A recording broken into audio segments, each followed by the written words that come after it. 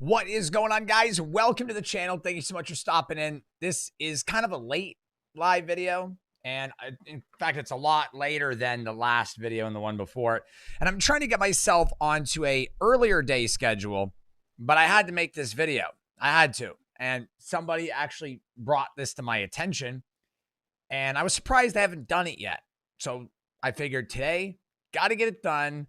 Got to put the video out there. Hope you guys are having a fantastic day. I'm going to give everybody their call out, and then we're going to get down to business here, talking about the GT500s, GT350, as well as the Mach 1. What is up, Josh? What is up, Steve?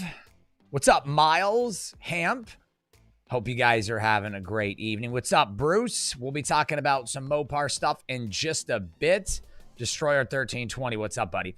So if anybody's wondering, like, what the hell are you talking about? Mach 1 versus GT500.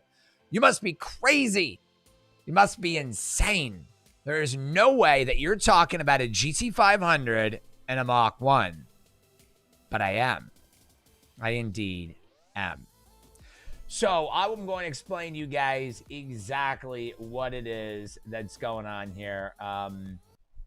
And I'm going to tell you guys why this car is faster than you think it is. So let's get right down to it. Okay, Mach 1. Is it fast? It is going to be very fast. And let me explain to you guys, there is more to going fast in a straight line than just horsepower to weight ratio. There's traction control, which kind of sucks when you're in a drag strip, but good for a road course. Transmission, and even more importantly, torque converter, gearing, transmission tuning, as well as engine tuning, RPM, the torque curve, and where your peak torque crosses over your peak horsepower. All of these things play some sort of factor in drag racing and circuit racing, road courses, street racing. It doesn't matter. You could have 500 horsepower in a 4,000-pound car in two different cars, exact same power, 500 horsepower, 4,000 pounds. One of them is going to have better gear ratios than the other. The one with the better gear ratios with equal drivers, equal tires, equal conditions will be faster, depending on the gearing. Gearing affects drag racing significantly. Ask anybody who has a Fox Body 5.0. They tend to run the 3 speeds down the drag strip. Anybody who's older than 35 or 40 who's owned a Fox Body and been to a drag strip, typically those cars that are naturally aspirated in the 12s or the 11s with very little work are running 3 speeds. Yes, a 3-speed. Gear ratios, extremely short first gears sometimes, and then second gears pick up third long as hell. Gear ratios. That is one very, very big, important factor in a drag race. Okay, so let's get down to talking about, is it faster than a GT500? Well, the 2011 GT500, which was a manual transmission with a crummy gear ratio on that 6-speed. I owned one. Believe me, I owned one. My 2011 GT500 went through the quarter-mile bone stock on drag radials, 12 flat and 119. That's slow. Very slow. 12 flat at 119 for 550 horsepower supercharged V8. Any case, the 2013 and 14 GT500 stock with a good driver typically goes 11.6, 11.7. It's rated across the board everywhere as, you know, they claim 11.7, although a few people have gotten 11.9 or 12 flat. But pay attention to the trap speed, because the trap speed does kind of indicate power to weight ratio and a lot of other things. It's very important. If you got a real crappy driver behind the wheel, kind of look at the trap speed. It'll give you an idea of how fast the car is. The Trinity 5.8 liter GT500, codename Trinity, of course. If you didn't know, that's what it is. That's what I meant. The 2013-14 Trinity GT500s trap about 124 in good conditions. That is not that good for 662 horsepower. But why is that? Because it's a manual transmission and it weighs 4,000 pounds. That's why. 662 horsepower is good. 4,000 pounds is not that heavy. I think it's like 4,030, 3,980. It's like right at 4,000. That's not that heavy, but it's still heavy. It's still very heavy. The Hellcats weigh 4,500 pounds, 4,450 and change. And with 707 horsepower, they typically on decent summer tires and a decent driver go 11.5, 11.8. But they trap 135. The reason is even though they weigh more, they're a very, very fast automatic. And I mean the fastest torque converter stall speed you will ever get, period. These transmissions are fast and the gear ratios are just perfect. That is why, even though they're 400 pounds heavier than a Trinity GT500 and only have 50 extra horsepower, they trap like 11 miles an hour faster sometimes. And other times it can be like 6 or 7, but they trap faster. They are faster cars, period. And that is because of the automatic transmission and the gear ratios. That has a lot to do with it. Now, if we're talking about the Mach 1, we're not talking about the manual. We're talking about the 10-speed auto.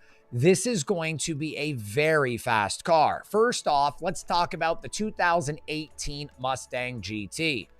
It has a 460 horsepower engine, has the 10-speed auto, and they trap 120. And they run 11.8, 11.9.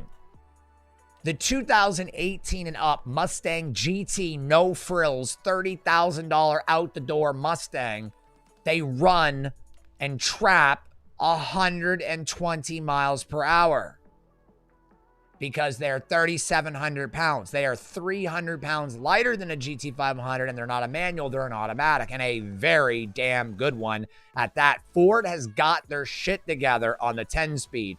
Trust me. The gear ratios are fabulous, and the torque converter, the stall speed is excellent. It is just unbelievable how good that transmission is. So they get like 11.9. Some guys have went 11.8. So they're only about 0.2, maybe 0.3 slower than a Trinity GT500.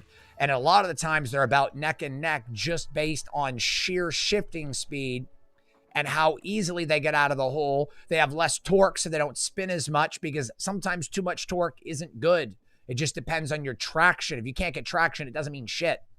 So what we know in point form here, real short point form, is that the 11 GT500 traps 119, runs the quarter mile about 12 flat.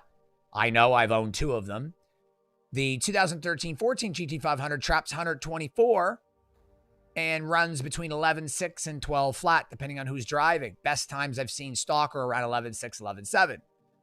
Now, you got the Mach 1 that has 20 more horsepower, and the gear ratios are going to be better in the Mach 1, from what I've heard, than the standard 10-speed. The aero is also better. The transmission cooling is going to be basically identical to the GT350. So we're going to take a Mustang GT with 460 horsepower. We're going to give it 20 more horsepower. We're going to change the ratios of the transmission slightly. It's going to have better cooling and better aero. It's going to have a better limited slip. It's going to have better tires. It's going to have a better rear end. So when you really look at it, we're basically looking at an automatic 10-speed GT350, which is already amazing. Even though it's got 40 less horsepower, the automatic is going to just about make up for it, if not a little more.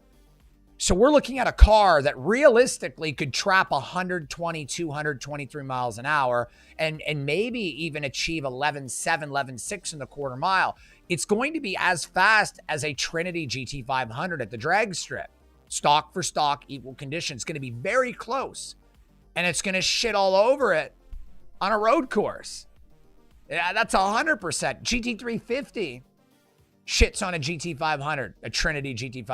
GT350R does an even better job, and the Mach 1 is going to most likely be even better than that based on specs alone. So the Mach 1 realistically is going to be the best Mustang ever produced, arguably, next to the GT350R and the GT500, the new one I'm talking about. The big thing here is not just all of that, but the fact that it's going to be a limited production car. And one more thing is that the block is very strong on this engine. You're going to be able to get about 1,100 wheel before even anything. Just change your timing chain and oil pump gears. That's it. Change the gears, get a good tune, and run you a supercharger with like 14 pounds of boost. You're going to be making about 900 wheel horsepower out of this.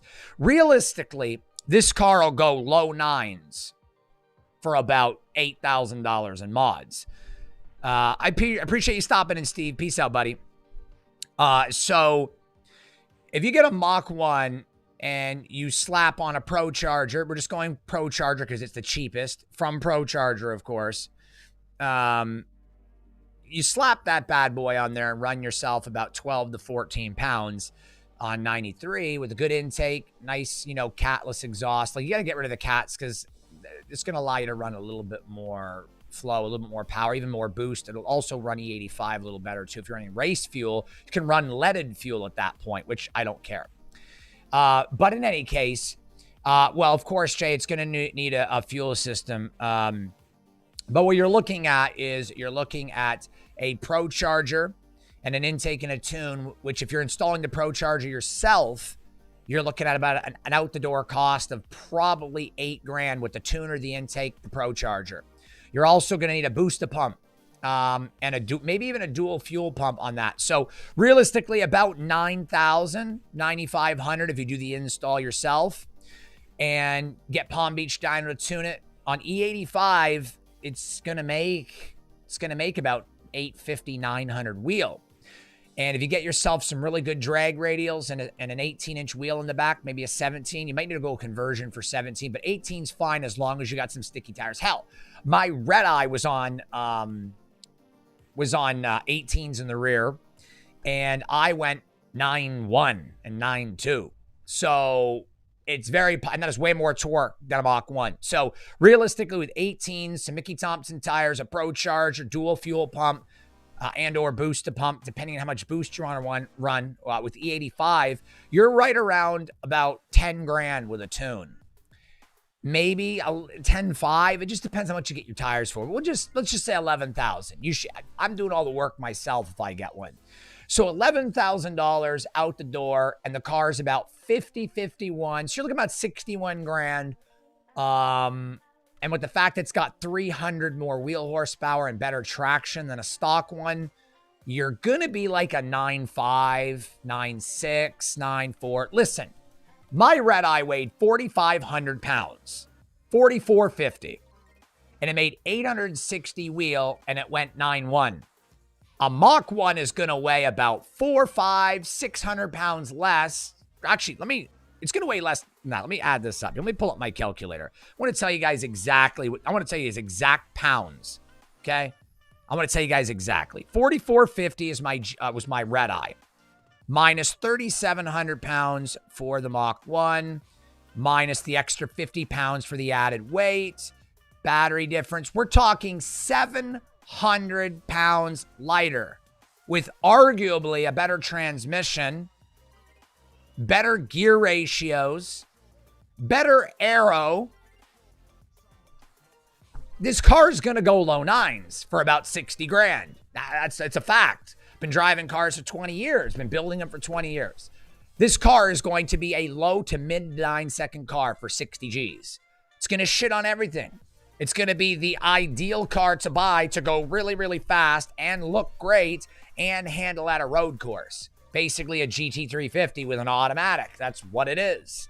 If anybody thinks that a Mach 1 running 900 wheel horsepower on Mickey Thompson's with a 10-speed auto is not capable of running mid to low nines, trust me, it's going to. Not only that, it's going to probably trap about 150 miles an hour, 148, 147 miles an hour, depending on it's going to depend on the DA. With a negative DA, it's probably going to trap north of 150. We're talking 900 wheel horsepower. 900 wheel horsepower and arguably the fastest automatic at 3,700 pounds. Come on now. Horsepower to weight ratio, gearing, raw power and a very fast automatic with great tires and great DA, it is going to be a damn monster. And it's only a $50,000 car. Okay, so it'll go mid to low nines, but your prices are off. I have a 19 meg right auto that runs 8.8. I know what it takes. Yeah, I know, but it's not going to be like a Pro Charge will get you 900 wheel, and they go for $7,400. So you're looking at $7,400 plus an intake and a tune, $8,500 plus injectors. There's another $800 in the tune. You're about 10 with the wheels, tires, 11. If you're doing all the work yourself, you're about $11,000.